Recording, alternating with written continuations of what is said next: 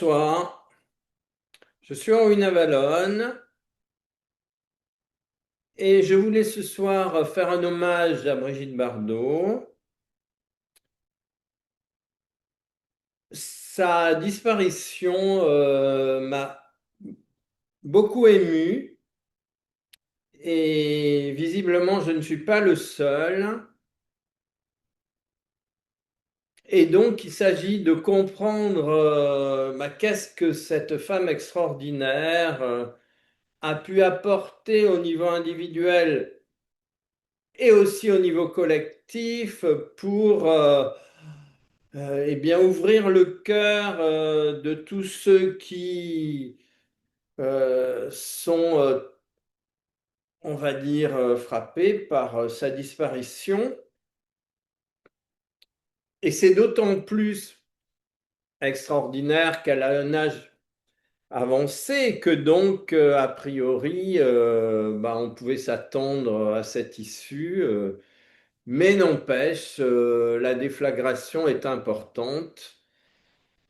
Et donc, je voulais un peu lui rendre hommage en essayant de comprendre ce qu'elle peut individuellement et collectivement encore nous apporter. Et déjà, je voulais insister sur le fait que sa beauté archétypale dans sa jeunesse en fait une représentation presque mythologique à la fois du personnage de Vénus ou d'Aphrodite et encore plus loin de Isis, si on traverse les civilisations, et donc de l'éternel féminin, mais un éternel féminin qui revendique, on va dire, sa condition féminine et la liberté de sa condition féminine, et qui va donc échapper aux raies, aux enfermements auxquels la femme est assujettie à l'époque de sa célébrité,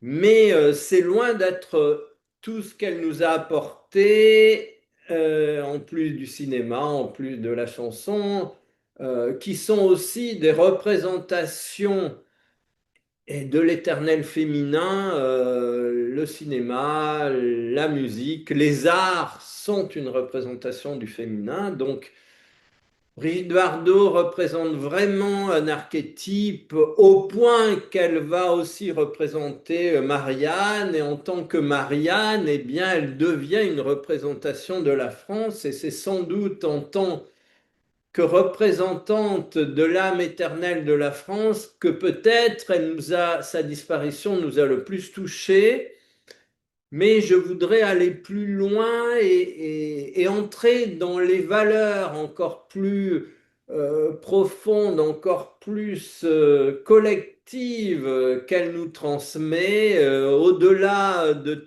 tous les artifices et de toute l'extériorité qu'on peut lui attribuer, il y a aussi des valeurs intérieures et ça, c'est irremplaçable. Donc si vous voulez en savoir plus et entrer encore plus profondément dans cet hommage à Brigitte Bardot, je vous invite à passer de Instagram à YouTube où nous allons entrer dans justement cette identification possible, non seulement avec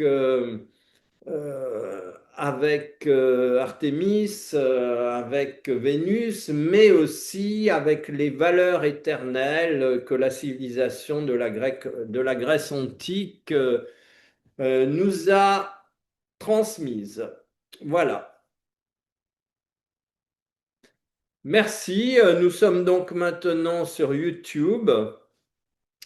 Et en fait, ces qualités extraordinaires que la Grèce antique identifiait à l'être humain dans ses plus hauts niveaux de réalisation, ces qualités sont la beauté, la bonté, la vérité et la justice. Et pour moi, la profondeur de l'émotion que suscite le départ de Brigitte Bardot vient aussi beaucoup du fait qu'elle incarnait spontanément, on va dire, ces quatre vertus fondamentale de l'âme antique est déjà la beauté. Bon, si vous voulez, cette beauté extraordinaire qui normalement est une qualité extérieure qui diminue avec le temps, qui s'effiloche et qui finit par aboutir à n'être plus qu'un souvenir de plus en plus lointain au fur et à mesure que l'âge avance. Et donc, la chose extraordinaire, c'est que Brigitte Bardot a parfaitement assumé, on va dire, l'impact que le temps, c'est comme si Vénus avait accepté que Saturne vienne lui ôter sa jeunesse et sa beauté.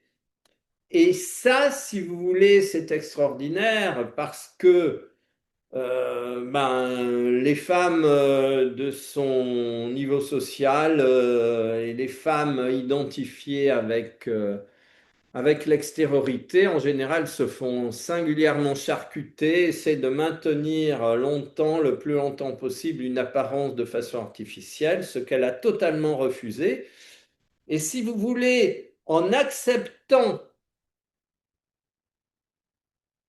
de laisser cette beauté s'évanouir, cette beauté extérieure s'évanouir, eh bien, elle a incarné la deuxième facette des qualités de l'âme grecque, en l'occurrence la vérité, c'est-à-dire qu'elle a accepté d'être vraie avec la dimension physique qu'elle incarnait et de laisser le monde de l'apparence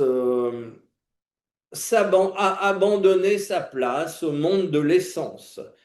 Et ça, si vous voulez, c'est un acte extraordinaire qu'elle va réaliser et qui mérite vraiment, dans un monde d'artificialité et d'apparence, qui mérite un respect individuel et collectif. Et nous passons, et puis elle n'était pas uniquement vraie en acceptant les outrages de l'âge, elle était aussi vraie parce que elle ne mâchait pas ses mots, comme on dit, et elle exprimait ce qu'elle considérait être la vérité, sans embâge, et puis même si cela pouvait choquer, déranger, eh bien, peu lui importer. Et donc, eh bien, c'est une pourfendeuse du coup du mensonge et une porte-parole de la vérité. Et puis, le troisième volet, la bonté. Et la bonté, bah, c'est aussi un des aspects de la vérité, c'est-à-dire être fidèle à soi-même, c'est aussi être fidèle aux êtres qui traversent notre vie et la bonté, en tout cas, elle va l'incarner avec on va dire, son travail de défense du monde animal. Et là, si vous voulez, il me paraît très très important de comprendre que justement le monde animal est aussi une représentation de la bonté. C'est une représentation, en tout cas pour les animaux domestiques, un extraordinaire exemple qu'il donne à l'être humain, un exemple, une invitation à leur rendre la bonté qu'il nous apporte.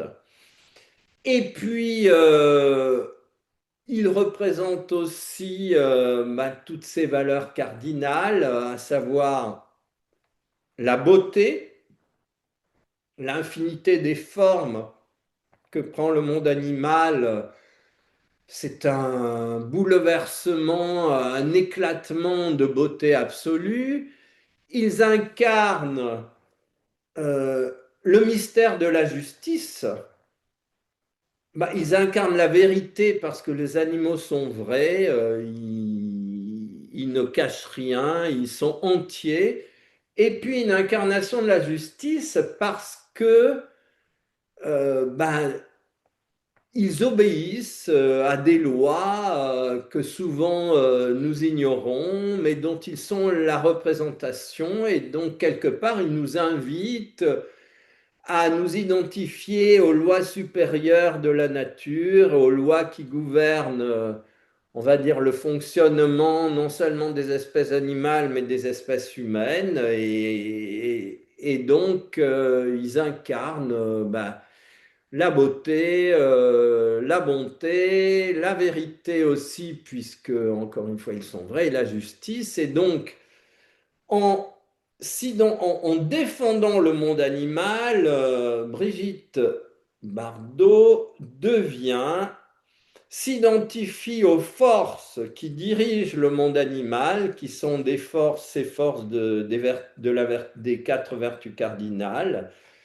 Et donc, elle en devient la représentante, et c'est aussi une des raisons pour lesquelles, j'imagine, nous sommes tellement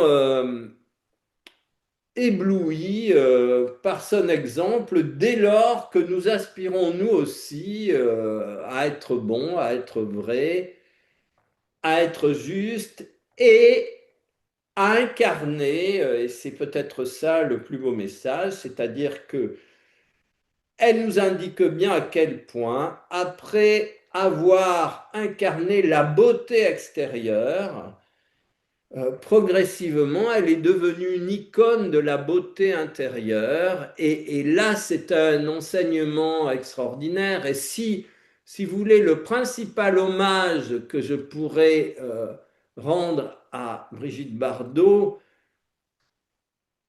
le, le principal hommage que nous pouvons lui faire, c'est d'incarner nous aussi les qualités que sa vie nous a invités à, que sa vie a mises en lumière. Et voilà, et chacun d'entre nous peut devenir.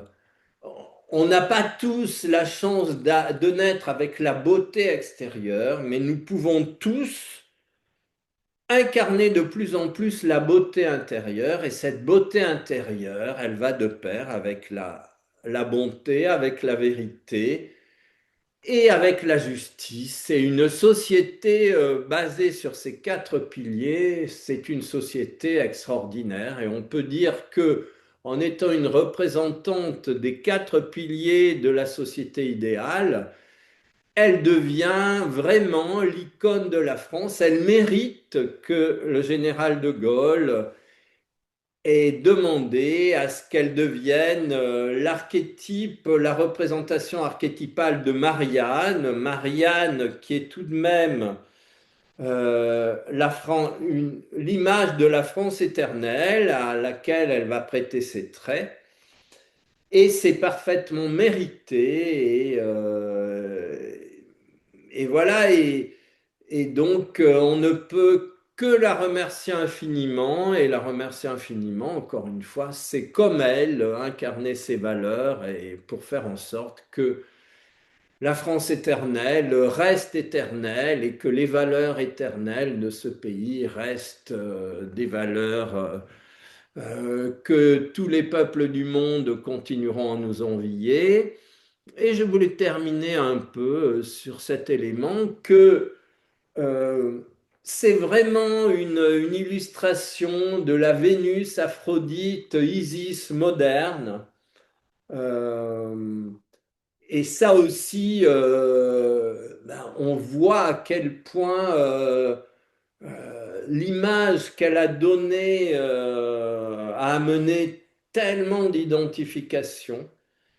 Euh, mais si vous voulez, Vénus, Aphrodite, Isis a aussi un pendant, c'est Hathor. Dans la tradition égyptienne, l'éternel féminin prend deux formes, c'est Isis et c'est Hathor, et les deux ont pour représentation la vache, c'est-à-dire qu'Hathor est vraiment représenté comme une vache, et Isis a au-dessus de la tête euh, la sphère entourée des deux cornes de la vache.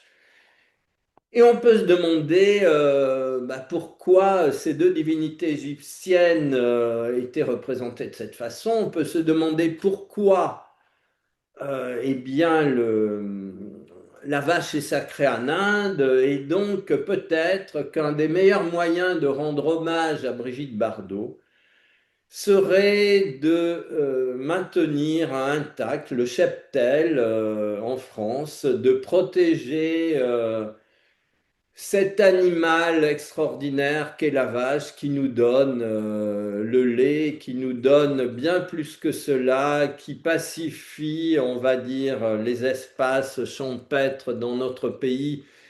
Et Brigitte Bardot a aussi, en plus de défendre les bébés phoques, elle a aussi participé à des campagnes de préservation des espaces végétaux, de protection de la nature, parce que tout ça va ensemble avec la défense animale. Et donc, eh bien, protéger l'agriculture en fait partie. Et voilà, et peut-être qu'un des moyens, un des plus merveilleux, un des plus beaux, un des plus extraordinaires moyens de lui rendre hommage serait de défendre eh bien, ce qui fait la valeur éternelle de la France, à savoir ses paysages, son monde végétal, son monde animal, et vraiment eh bien, de partir en croisade pour la sauvegarde de notre merveilleux pays. Voilà. Merci infiniment. Bon, n'hésitez pas de partager, de mettre des petits pouces, de faire des commentaires. Et encore mille merci, évidemment, à Brigitte Bardot et vraiment qu'il y ait en France de plus en plus d'êtres merveilleux comme elle qui se manifestent, et que son exemple vraiment donne naissance à beaucoup de vocations. Merci infiniment.